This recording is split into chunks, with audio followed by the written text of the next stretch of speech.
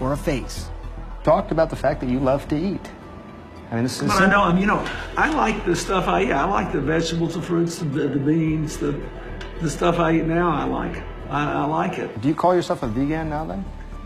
Well, I suppose I am if I don't eat dairy or meat or fish. You know. You're doing this for your health. Is Yes, that why you're doing it? Absolutely. Clinton's dietary guides, Dean Ornish, and this guy, Caldwell Esselstyn, at the Cleveland Clinic. Every month, the 77-year-old Esselstyn holds a day-long seminar, attracting doctors and heart patients from across the country, like Sharon Kintz, a retired private investigator from Canton, Ohio.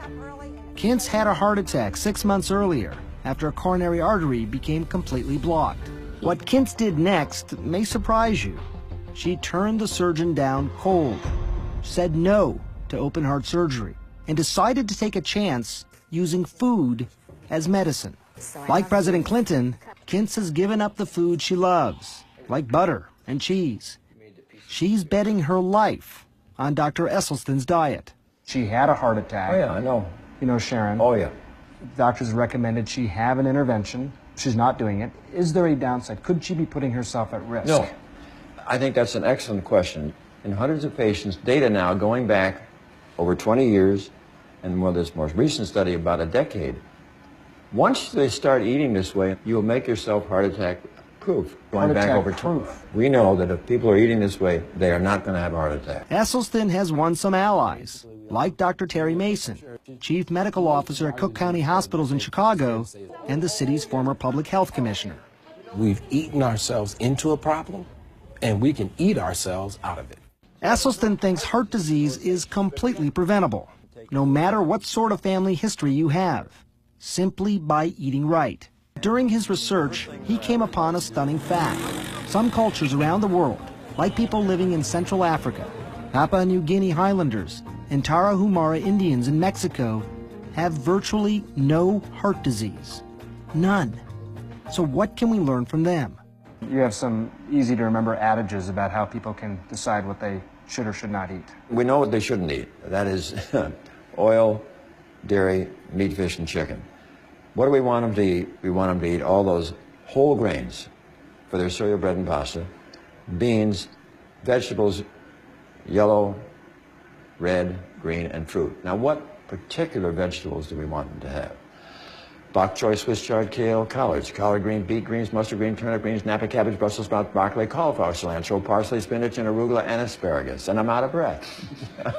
President Clinton's diet, no meat, no dairy, almost no oil, got me thinking how different what he's eating now as compared to what he used to eat, and what most of us still eat. Make a habit of high-fat, high-cholesterol meals like this, and you can physically see the beginnings of heart disease. I was curious about the science behind Dr. Esselstyn's claims, so I dug up some of these peer-reviewed journals. They're small, just a handful of patients, but the results are pretty impressive. In one study here, patients on the Esselstyn diet and cholesterol-lowering medication had no heart attacks, had no coronary events of any sort after 5 years. And 3/4 of these patients actually saw their blockages get smaller. You're not talking about just reducing your chance of heart disease. You're talking about potentially reversing heart disease. Oh, absolutely. The late wisdom is that once you develop these plaques, they're there. You're stuck with them. Try not to let them get worse. Is that faulty thinking?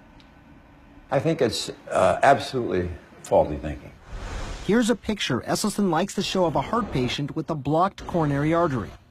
And here's that same patient after going on a plant-based diet. You see the way the blockage has almost disappeared? Sharon Kintz survived a heart attack a year ago after a coronary artery became completely blocked. Now she's counting on the Esselstyn diet to keep her from having another. Thankfully, your heart muscle function is normal. Kint's cardiologist, Adnan Zaidi, says so far so good with the diet. It's a difficult sell, but those who get onto it have benefited from it without a question. Kintz is a true believer. So is former President Bill Clinton. And nowadays, they have a lot of high-powered company. All of these CEOs and former CEOs are either vegetarians or vegans. Would you call yourself healthy now?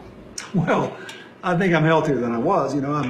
I lost 20-something pounds. All my blood tests are good. All my vital signs are good. And I feel good. And I actually have believe it or not, more energy.